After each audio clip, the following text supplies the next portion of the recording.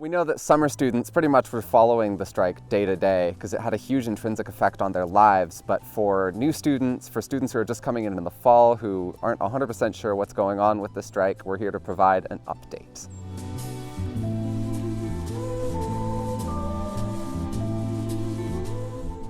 Strike action began on June 6th, 2023, after a weeks-long bargaining period between the MoveUP union and Capilano University, where neither of them could agree on terms for their new contract. Essentially, the terms that they were attempting to change was a remote work clause that would allow the workers to choose to work from home if the need arose. The university and the MoveUP union reached a tentative agreement on July 25th, 2023, ending in-person strike action and bringing the workers back to work after almost 7 weeks. This tentative agreement included, but was not limited to, a 3-year term, including a general wage increase, which terms changed from year 1 to year 2 to year 3, and additional clauses including indigenous cultural leave and other related topics. The strike was only planned at the beginning to last a couple of days. It was right before convocation when they started, which essentially meant that they were trying to strong-arm the university into agreeing to these terms before convocation so it could go ahead as planned.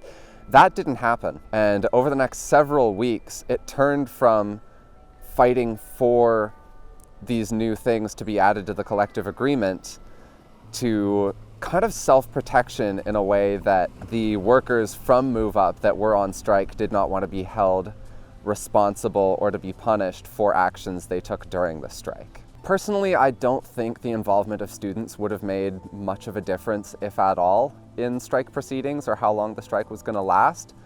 Essentially, university management and MoveUp both knew that students wanted to return to classes. That was never really something that needed to be debated. So while the voices of students might have helped either side gain a little bit of leverage over the other, I don't think it would have made any difference in how long the strike proceedings would have gone. I believe that the MoveUp strike, as long as it was, there are still tensions that exist between MoveUp and the university. I don't think there is an imminent second strike, given how long and how hard fought this strike was. But in terms of the groups who joined this strike in solidarity, the Capilano Faculty Association for one, that could create tensions between them and management as well, and that might lead to more strike action in the future. While the strike is over, it is still important to learn from it, to realize the power that unions have in